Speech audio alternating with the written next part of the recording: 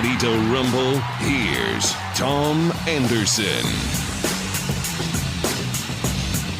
Greetings, folks. That we've got in studio. I was excited to meet him, Forrest Dunbar, and he's running for U.S. Congress, and he's hoping to take out, sometimes I slip, but he's hoping to take out Congressman Don Young. And I tell you, we're in the valley here. We're in Matsu. We broadcast in Anchorage. Some real diehard Republicans say, no, Don Young will live forever. We want him there. He can be deceased and we'll embalm him and just put him in the office. And others say he's got to go. And they're the ones that say, I don't like wetback comments. I don't like meanness. I don't like someone that claims that he is for the people but has a righteous attitude. And guess what those people are? They're Republicans too. They're hardcore Bible thumpers too. Now, Forrest happens to be a Democrat. Are you hearing it from all sides, or are you just hearing it from Democrats that say, oh, we're glad you're running. You're the same party? Sure. Well, first of all, before we get started, I'd just like to say, so you mentioned the fire. I was coming back from Kodiak this weekend, or actually a few days ago, and we flew right over it, and it was just incredible. And so I just want to start by saying we wish the best to our firefighters in those communities down there. I actually had the opportunity to be a wildland firefighter when I was younger, and I kind of wish I could drop this and go get back out on the fire line. But thank you for bringing that up. And in terms of what we're hearing, I mean, honestly, yeah, left, right, center. The vast majority of Alaskans are independents or undeclared, and a lot of them are ready to see a change in that office. In terms of your background, so Forrest Dunbar, let's talk about who you are, and let's talk about what you've done. Your education is very impressive. I mean, you have U.S. Senate candidate, your credentials similar to granted, he got the AG appointment, but I mean, you're younger. But if you were to compare, you're really comparable to the Miller and the Sullivan and them, and it's a different race, but I'm just saying you're of that ilk, well, certainly on paper. My best educational credentials, I went to Cordova Senior High School, and that's where I went to school, and that's where I'm from. I don't want to comment on anyone else's credentials. I think everyone running for U.S. Senate right now is very impressive. I'm just happy to have this opportunity to run for Congress, and so far our reception has been very good. So, Cordova, I've been there, love it, fished there, have friends there. You were born there, or did you come there when you were a kid? No, until I was 7, I lived in Eagle, which is a little town out on the Yukon. Yep, I've been there. Yes. That's right where the Yukon ends, if you're coming, or not ends, but we floated from Carmax and from Dawson, did the Yukon float trip twice and ended in Eagle both times. Right, so it's very close to Dawson City. Yep. My family lived there till I was 7, and then we moved down to Cordova following the Exxon Valdez oil spill a couple of years later. My dad worked for Fish and Game, and so he came down initially to study the effects of the oil spill in Prince William Sound. Oh, wow. Then in terms of, so you grew up there. Now, what did you do? I mean, you're in good shape. I've seen the photos. You like to get out and about. I mean, you may be savvy with computers too, but you seem to be an outdoorsman as well and enjoy that. Seen you with your guns and your video. You're an Alaskan, kind of as the stereotype suggests, of all the things that you enjoy. But in terms of Cordova and growing up there, I won't talk about Eagle because you were too young for relevance for the voters. But what did you do? I mean, did you commercial fish, or were you sport fishermen? What did you do living in a fishing town? Sure. I had the opportunity to be a commercial fisherman for... Oh, you're good. Forrest is like, we're looking at Austin showing me the name of the caller, and Forrest and I are like, I don't recognize that name. Is it Heine? Is that what you said, Austin? Oh, he doesn't have his headphones on. Okay, it's fine. Okay. We'll get to your call in 1 second. I was a commercial fisherman for 2 summers, but by and large, I was just a normal kid growing up in Cordova. It's a lovely place to grow up. My mom was a special ed teacher and then a librarian. My dad, again, worked for Fish and Game. My little sister, Esther, was there as well. So I lived there until I graduated from high school and went to college. And we're going to get to calls 357-5868. Folks, if you have a question for Forrest Dunbar, now's your chance. And you know what? If you're someone that says, whatever, it sounds like a nice guy, Alaskan guy, Eagle, Schmeagle, a lawyer, Yale, a veteran, all these things, good for him. I'm a Don Young person. You should still call in and not just listen, because you never know if you don't change your mind. And at some point, we need some fresh blood. And you need to listen to this interview. We've got a few more segments. 357-5868. Now, Austin tells me there's someone calling in named Heine. Is that accurate? Heine. Jaime. Okay, Jaime. I couldn't read his handwriting there. Welcome to the program, and what's your question or comment for Forrest Dunbar? Forrest Dunbar, do you support regulating marijuana like alcohol? And if so, why? Good question. It's a great question. Thank you so much for your call. I do. And so we know we have ballot measure 2 is going to be on the ballot this November, and I do support it. I grew up in rural Alaska, and our problems there are primarily alcohol related. There are certainly some drug problems as well, but alcohol is really what fuels a lot of the public safety concerns, a lot of domestic violence and that kind of thing.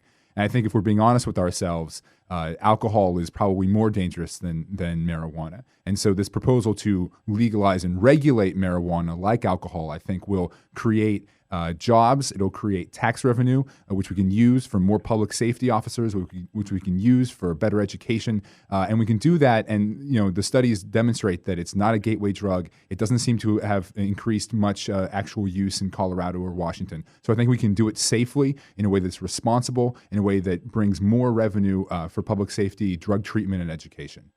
Thanks for the call, Jaime. And you know what?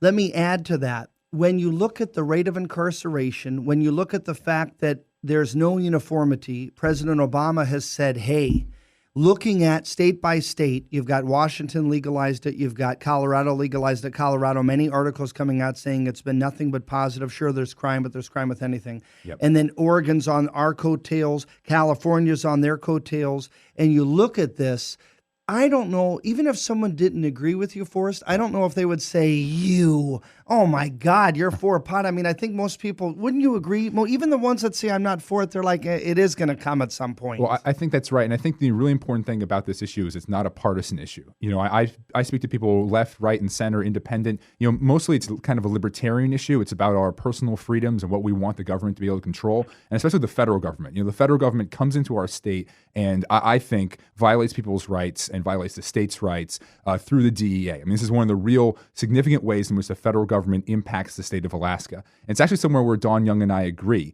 He proposed a bill, or he co-sponsored a bill, that would say if Alaska decides to legalize and regulate like alcohol, the federal government can't get in and violate our state's rights. Now, that bill hasn't gone anywhere, and I don't think Don Young is actually going to, like many bills, he's not actually going to push for that. But it's something that I agree with and something I would also support, because I want to see the federal government violate the state's rights and the individual rights in the states less. And this is one of the ways they do so, is through this quote unquote war on drugs. Absolutely. I appreciate the call.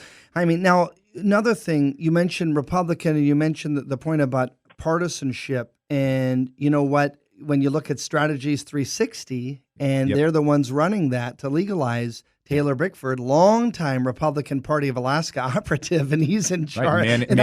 Managed Bill Walker's gubernatorial campaign. I mean, this is not a right, left, and the person leading the charge against ballot measure 2 is the former head of the Democratic Party, Deborah Williams. So it's a really interesting sort of cross-cutting issue. It's not a partisan issue.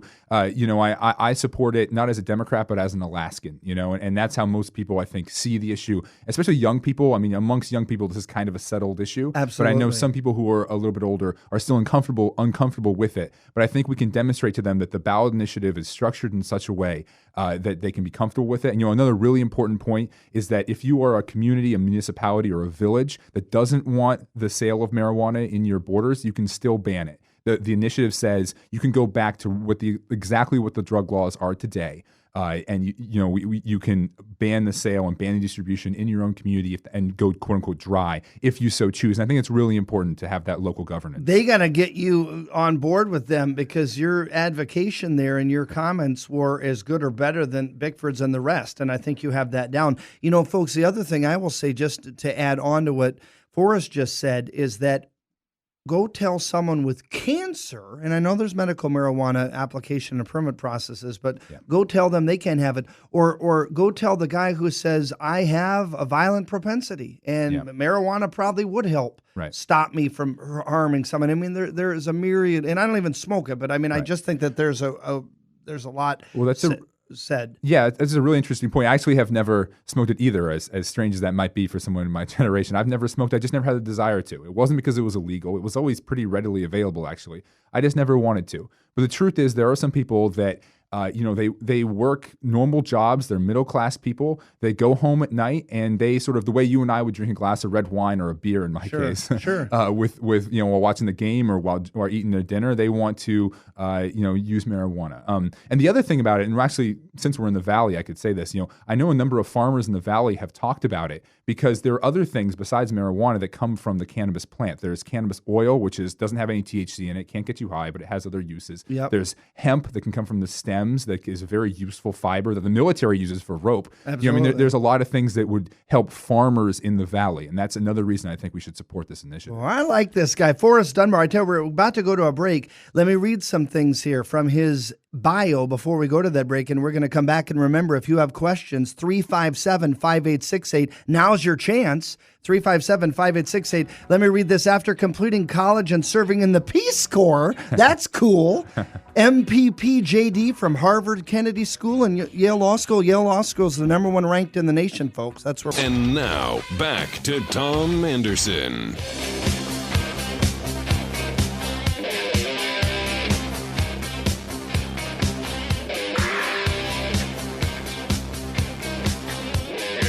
And we are back. Happy Wednesday, folks. 59 degrees in Meadow Lakes, where I live, and it looks like it's going to be in the low 60s into the weekend. And I guess I hope, like Forrest Dunbar just said, I hope rain continues to come. We were talking about this in the first segment. His prayers and thoughts are heading out there to all of you in the Kenai Peninsula, and I know we're heard in Nikiski and some of the tips there near Anchorage. And Forrest Dunbar is his name. He's running for U.S. Congress. I tell you, he's smart. He sold me the minute he started talking, and his demeanor, and he's thoughtful. And we were talking about Yale and a little Peace Corps and all these things on the break, all the juicy stuff, and we'll get into that on air. But you're a very kind person, and I know you didn't act kind to get the accolade, but you are, and I'm sure you get told that. How about your opponent? I'm not asking you to judge him, sure, but I mean, you can tell me what people say. My hunch is they say you're a really nice young man, and that's refreshing. Maybe that you've heard. I don't know. I've heard something along those lines, but I'll say, so I had the chance to live and work in Washington, D.C. I went to school out there, and I interned. My first internship was for Frank Murkowski, for Republican Frank Murkowski. Wow. And then after that, I was an intern and a part-time paid staffer for Congresswoman Madeleine Bordalio, who's a Democratic congresswoman. Yep. And I lived and worked there. And because of that, there aren't so many Alaskans in D.C., so I had a chance to meet Don Young a number of times. And he was always perfectly nice to me. I think he's perfectly nice to the young people like me that come in his office. They're from Alaska. He's a genuine Alaskan guy, and he was always perfectly polite to me. So I'm not running against him for any sense of personal animosity or any kind of personal slight. That's not it at all. For me, it's a question of effectiveness. Is he getting the job done for Alaskans? There are things that as Alaskans we want to see accomplished, that many of us share the same kind of goals, and I don't believe he's effective anymore. And I'll give you an example of that. So his freshman year in the 70s, he passed 3 bills out of the House of Representatives. And then he built up seniority and built up power and got to chair committees. And at the peak of his power, he was passing about 22 to 26 bills a year. But then after, we know what happened with Coconut Road and all that kind of stuff, he was stripped of his abilities permanently to ever chair committees. So he can never chair. Those were serious. I mean, I don't want to get into my life, but right, those are some serious things that he's very lucky. You don't have to say it, I will. Sure. He's very lucky he wasn't scrutinized more. Right. So your point is, as a result, at minimum, kind of like a Charlie Rangel, same ilk. Right. That's what happened. So I'm not commenting on what he did. I understand. That's he wasn't charged, and that's fine. But he was permanently stripped of his ability to chair committees, and because of that, he went from 26 bills out of the House of Representatives of a year to 3. So last year he passed 3 bills out of the House of Representatives, the same number he passed his first year in Congress, and he will never get those powers back. They were permanently taken away. And so our argument to Alaskans is not one, again, about a personal attack on Young or whether he's corrupt or not. That's irrelevant. What's relevant is he effective for the state of Alaska? The answer is no, and he never will be again. And that's a tangible, concrete example.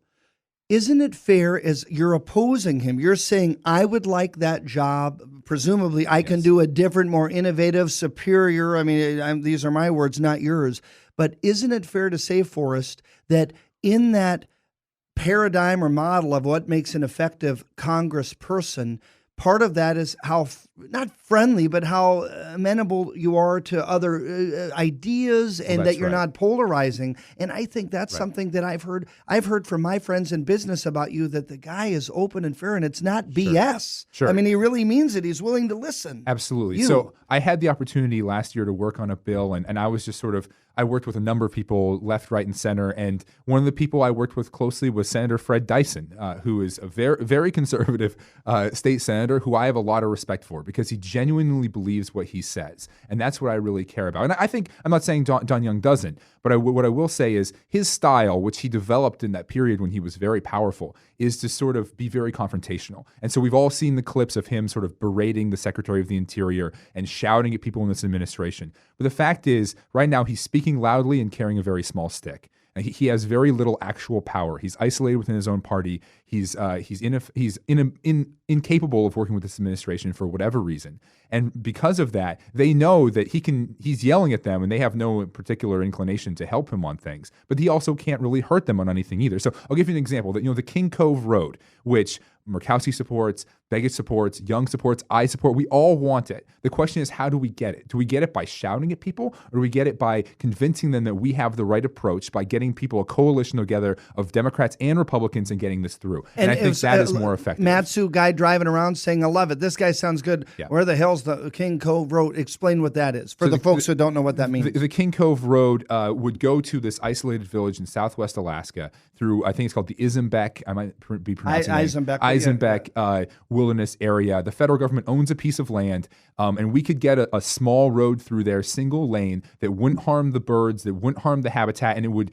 really matter to people in that community, because then they could get to healthcare faster. If there's a medical emergency, there's a lot of reasons to do it. And that's the one that Lisa Murkowski said, hey, I'm going to try to get the Secretary of the Interior to see it, and all these things. And so it's something that and this is exactly the kind of things that we as Alaskans can all sort of come together. Not everyone, but the vast majority of Alaskans support. And the federal government is preventing us from doing it. So the question is, how do we get the federal government to come around to our perspective? Or if it need be, how do we force them to do this kind of thing? And what Don Young has done is sort of shout at people. And when you shout at people and they know you don't chair any full committees, you don't have any influence in your own party, you're not in leadership. Look at what happened when the government shut down in the fall. Not a single person in Alaska, not a single person in Washington, D.C. was mentioning Don Young as one of the leaders that could potentially resolve this crisis. Even though he technically is the longest serving Republican, everybody knew that he wasn't in the leadership. I don't know if people recognize that. He's the longest serving Republican currently in office right now. And your point is, if you look at the line, and your point isn't, hey, I'm going to disparage him, I'm on the Anderson show, I'm going to get my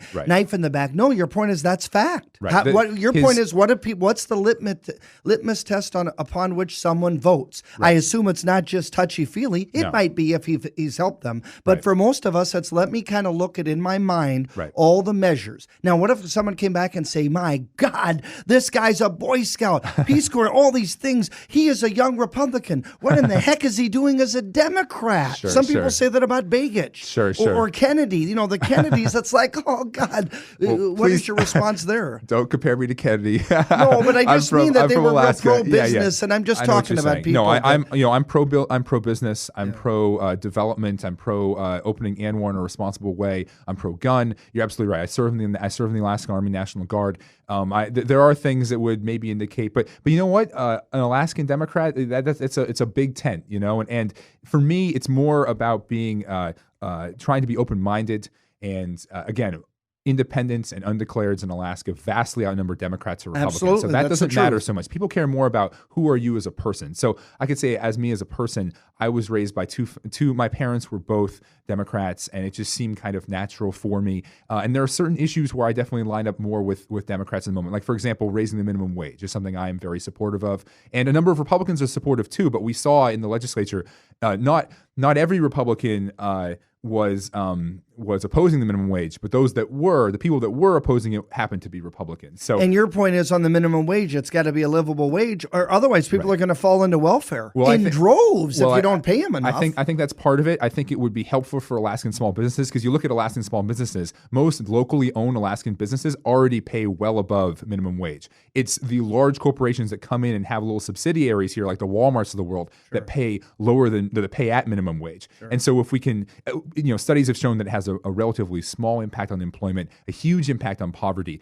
And then those people have more money in their pockets, again, to go to those Alaskan small businesses. So I think it helps Alaskan small businesses. We're going to come back with Forrest Dunbar. He's a U.S. congressional candidate. He's running against Don Young. And I tell you, it's a Davy and Goliath when you look at how many years Don Young has served. But when it comes to credentials, Forrest Dunbar, I mean, the more he talks, I'm thinking he may be the most credentialed candidate I'd ever seen run. I mean, because a lot of guys can say, hey, we have a law degree, but they don't have the Peace Corps. Or they say, wait, no, I was in Peace Corps and I have a law degree. But they're not a veteran actively serving. I mean, this guy's impressive. We're going to come back on the Tom Anderson Show. KVNT, we have him one more segment. His name is Forrest Dunbar. Our number, 357-5868. He's tough to debate, but you can ask your question. 357-5868. Stay with us.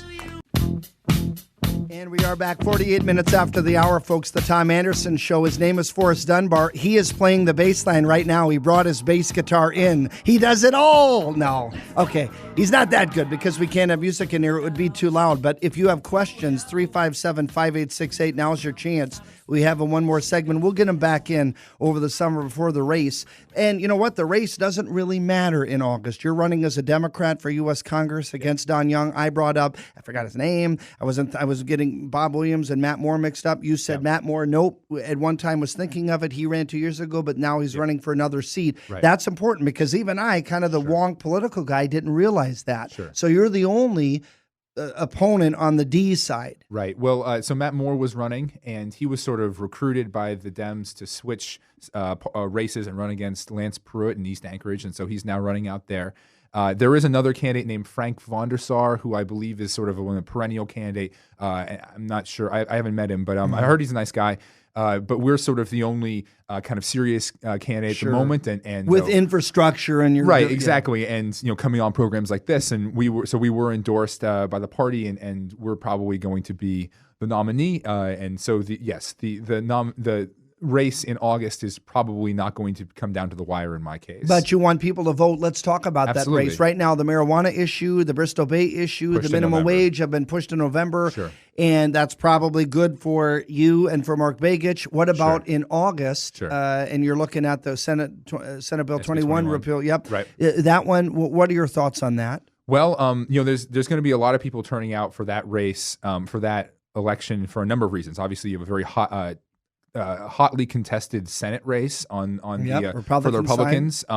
I actually have met I've met Joe Miller a number of times. And you were talking about how Bill Clinton went to my law school. So did Joe Miller. That's right. No, that's and, right. Meade Treadwell actually is a friend of mine. I'm not sure if I like that helps or hurts him. I mean, I don't know Dan Sullivan and I don't know Dan Sullivan either. Yeah, but Meade is a nice guy. Yeah, Meade's a really smart guy. So there's going to be a lot of people coming out for that race. And then of course there's a contested lieutenant governor on the Democratic side with Hollis French and Bob Williams. And with Liesel and Dan Sullivan. Yes, absolutely. So there'll be a lot of people coming out to that race, and that's sort of what I want. I want to see a big turnout, and we'll decide SB 21 as well. Now, I think you and I disagree on SB 21, and my reasoning for it is not so much I don't want to take away oil jobs or anything like that. Of course not. But I was in Juneau when SB 21 was being debated, and I think what it did more than anything else was shift risk from the oil companies to the state. So the state is going to pay them up front, basically. And then the oil companies, if they so choose, can increase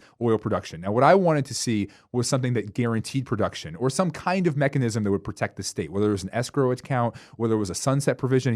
There were some moderate Republicans, I think it was either Stevens or Stedman, one of those senators, put forward a sunset provision into the bill, tried to pass an amendment that failed. I think with that kind of protection, SB 21 would have been as bad. But the reason I'm opposed to it is because I think it transferred a huge amount of risk onto the state. And in our sort of modern economy, as you know, wealth can kind of be measured in risk. And so I think it was a wealth transfer from the state to the oil companies. And it made us sort of a junior partner, and that bothers me. So, now, as a congressman, you won't even be dealing with that. That's a state legislative, you will. That's right. I mean, ancillarily. Right. Whether I'll be working with Lisa Murkowski, with Mark Begich, and we all want to see increased development on the North Slope. We all want to see more oil coming down that pipe. And everybody agrees on that. We want to see an LNG, facility, an LNG line as well. The question is, following SB 21, can we afford some of these capital projects anymore? And I think that's really worrisome. And we saw what happened now with cuts to the education budget, and I think a lot of that was, we went from a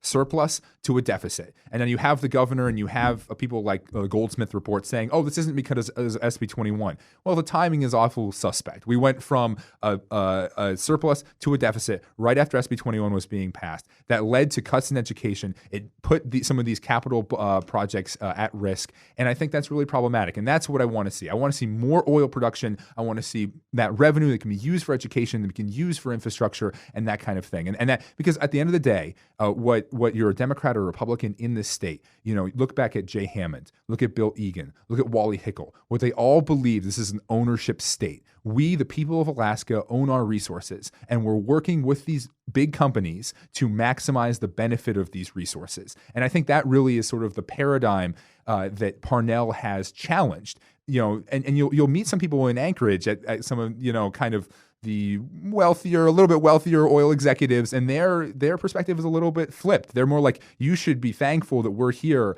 extracting this oil. We're the one doing all the work. You're just sort of, we're the golden goose. And that's the exact opposite, that people like Jay Hammond, again, Wally Hickel, the way they saw the state is we are an ownership state. We are the golden goose, and they're going to make a lot of profits, and we want to make a lot of profits, but we want to make sure we want to make sure that we get our fair share so we can fund the things we need to fund for the people of Alaska. I'm not even going to debate the guy. I think he makes some good points, whether I agree or not, folks. You're getting a flavor of where he comes from. Yeah. I'm looking at some of your other background here as a lieutenant in the Alaska Army National Guard. Yeah. I know you're pro-military, and that's such an ambiguous comment. Sure. My hunch is that you're looking at, if you're in Congress, things like base closures and responsibility with Veterans Administration services and bureaucracy, sure. right? I mean, isn't I think fairly first straightforward? And foremost, and this is something that I think Don Young, at least rhetorically, he and I agree. And again, I'm not here to disparage the guy. I will say he voted for the Ryan budget. The Ryan budget has really steep cuts to healthcare that would go to veterans. So that's somewhere where me and him disagree. And you mentioned I have a video online right now where I shoot the Ryan budget with a shotgun. No, I like and that. that's exactly why. Because I support veterans first and foremost, and veterans healthcare. I mean, you speak with veterans all the time, and I work with veterans, and this is one of their chief concerns. We have a lot of people, and this is an interesting thing that people don't really realize about Iraq and Afghanistan. Because of the tremendous advances in healthcare, in sort of battlefield healthcare, we actually have a lot of people coming back from Iraq and Afghanistan that would have probably died in an earlier conflicts. And it's wonderful that we can save them, but that means that they're going to be living here in the United States, and they have tremendous problems with PTSD, with pain, with all this medical treatment. And we have a lot of veterans that listen to the show. Absolutely. We have to take care of them. And so you can't be simultaneously cutting veterans' health care and then saying that, yes, I am pro-veteran. So this is what troubles me about our current Congress, right? Yep. And we see it. There was a bill, and I don't want to get into specifics of it, but there was a sort of a VA improvement bill that came out about it earlier this year that was filibustered by Mitch McConnell because he wanted to insert some Iran sanctions or some kind of rhetoric about Iran. And that's the wrong case. We shouldn't be politicizing veterans' health care. We should be trying to improve it. We should fully fund it. We should make sure that we take care of these people that put their lives on the line. No, well said. Boy, do I agree with you on that. Now, in terms of foreign diplomacy, as a congressperson, you're going to be the sole representative in the House. Sure. And, every Friday I have the International Fellowship of Christians and Jews report, and this is a very Jewish-friendly, pretty biased on myself show, and I notice here at Temple of Beth Shalom, where Perry Green and others, I don't know if he still goes there, but a lot of my friends attend there. Sure. You seem like a guy that's unbiased. You just said rhetoric about Iran. We can look at Afghanistan, Pakistan. I don't care what your faith is, even if I'm a friend of that faith and have an affinity. I like the fact that you don't judge like that, because you might say, boy, I'm going to sock it to them. Come on, all you vets out here in Matsu. We're going to nuke all of Middle East. And it sounds like you're like, no, this is one world, and we got to work together. Well, I wouldn't, I'm not sort of hands Sorry, across but I'm America. being theatrical, but you get my point. Yeah, I'm not sort of kumbaya. I'm I a know realist. you're not. I know you are. I'm definitely a realist, but I have had the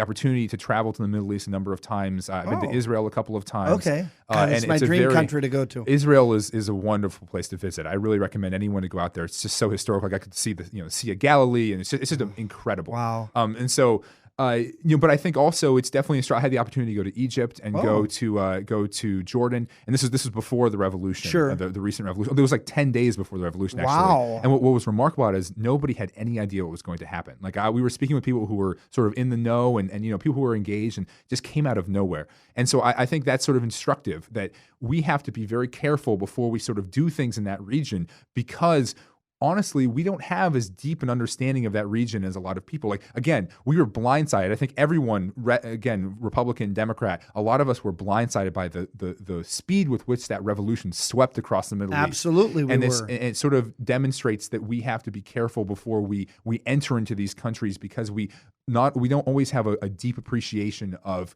the sort of internal dynamics of the country. Oh boy, you could host the show, probably do better than me, because you're preaching to the choir. And folks, I'm not just saying that. I just met him. I never met Forrest Dunbar until today. Hey, by the way, Marcus Dunbar, I went to school with him. Very good runner. No relation.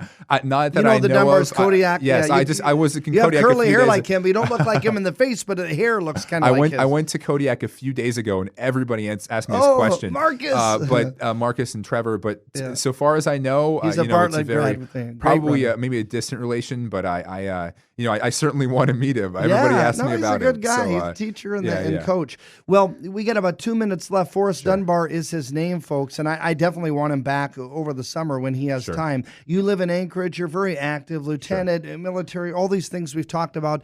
What else do you want folks to know in Mat-Su? We're in Anchorage too. Before we sign off, and then we'll get you back. I mean, it's absolutely. So I think the thing I really want to stress is, so you were talking about all the stuff I did on the East Coast, whatever. But what's really what I'm most proud of in my background is the fact that I grew up in Eagle and Cordova, that I've been connected to these communities, and my parents still live here, that I've had a chance to live in places like Igiugig and Fairbanks, and of course now in Anchorage, and I had the opportunity to be a commercial fisherman and a wildland firefighter. I mean, those things are really, really important to me, and they sort of shaped who I am. That ethic of being of hard work, of loving thy neighbor, of working with people. I think that's sort of the Alaskan perspective.